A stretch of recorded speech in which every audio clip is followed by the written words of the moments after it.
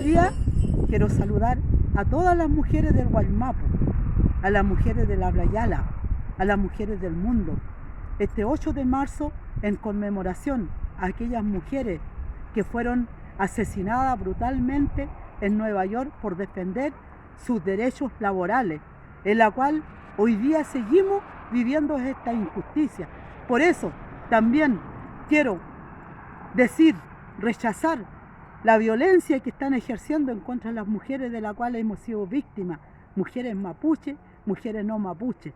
Ya basta de seguir con esta injusticia. Por eso tenemos que levantarnos, tenemos que seguir luchando como mujeres, luchar contra el patriarcado, luchar contra el machismo, luchar contra todo aquello que nos discriminan como mujeres, como pueblos originarios. Por eso, Mavichi, a seguir luchando.